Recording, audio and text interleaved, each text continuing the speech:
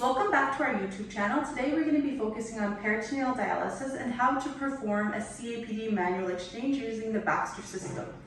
Please note this video doesn't replace looking at your policy and procedure of your institute.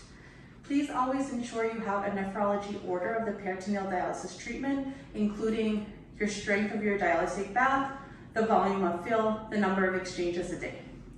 And always remember the first step is to identify your patient using the double patient identification policy. Now what we're going to do, we're going to clean our table and gather our supplies. So the first thing I'm going to do is I'm just going to wash my hands.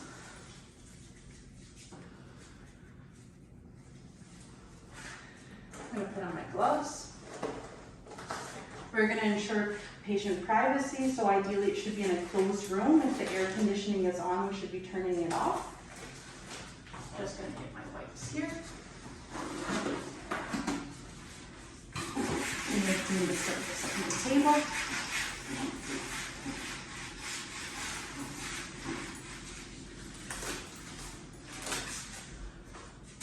I'm going to wash my hands. I'm going to gather my supplies. So what am I going to be doing is I'm going to be using a pre-warmed CAPD exchange. I'm going to be looking at my expiry date, which is here, the strength of my solution, which is here, and the total volume, which is here. Going to be needing 2 clamps,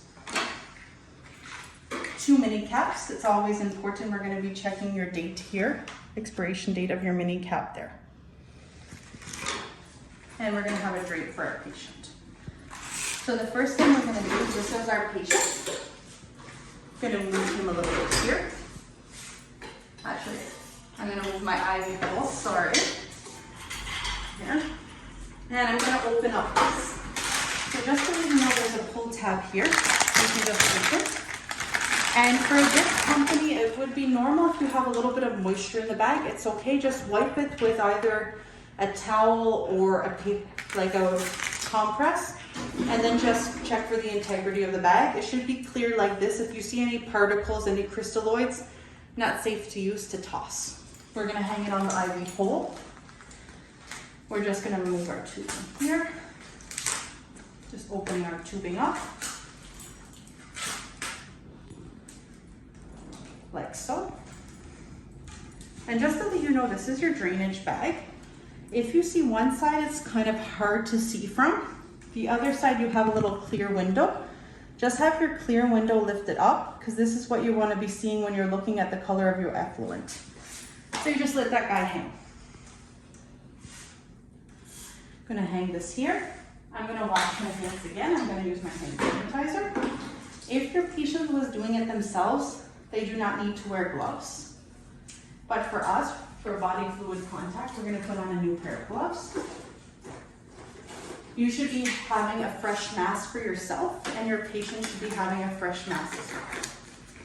Because a lot of times during hospitalization stay and in the context of COVID, your patient's having a mask on with all contact. But how long have they had that mask that they just eat? Just ensure a fresh mask for them. We're going to go to our patient here.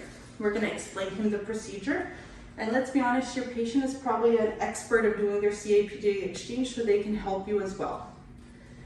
We're going to remove here your transfer set from the holder. This is what a Baxter transfer set would look like. Just to let you know, this transfer set is closed. You should ensure that it's closed. If it's open, like so, you should close it before removing your cap. If not, your PD effluent will come out at you. So what I'm going to do here, I'm going to remove my pull tab here.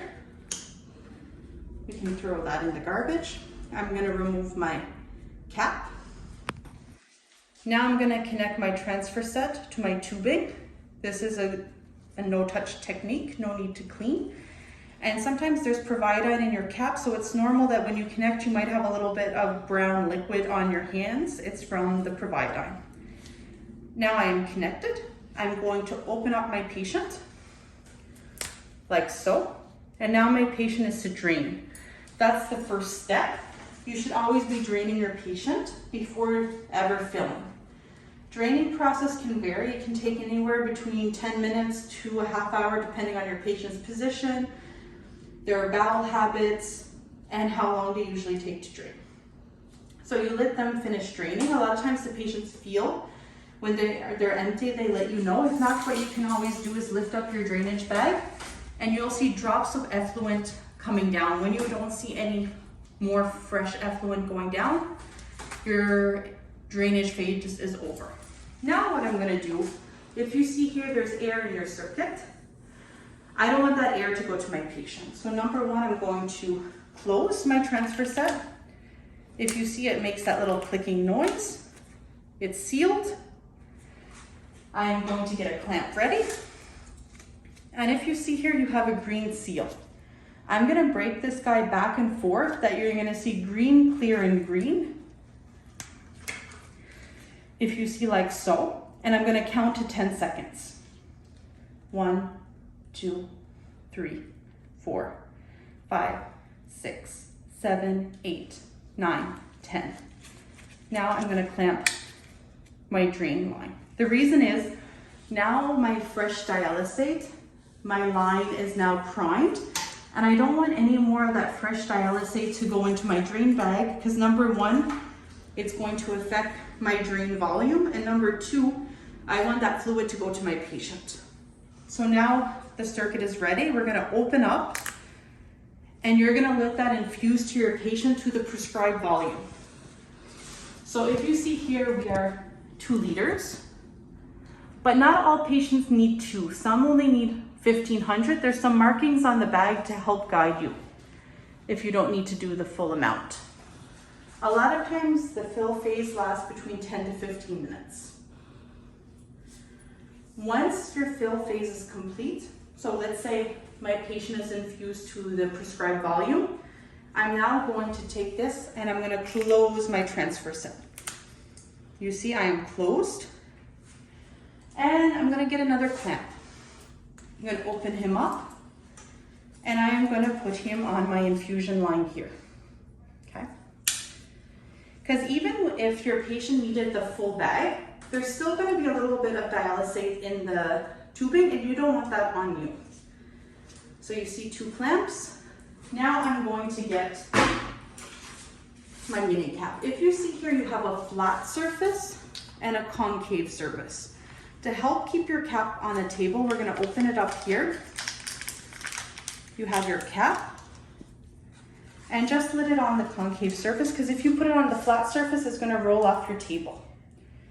So now what I'm gonna do is I'm gonna disconnect my patient. So I'm closed, I'm gonna remove this.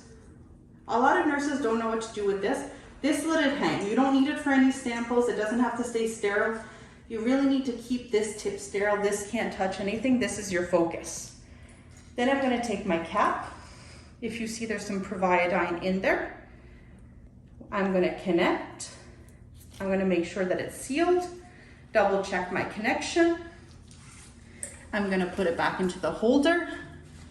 And there you go. Now you've successfully completed a CAPD manual exchange. Please ensure before starting this exchange process, you do your patient's vital signs and see how they feel to ensure you're using the right percentage of dialysate for your patient. I hope this video helps you in your learning. Stay tuned to future videos. Thank you.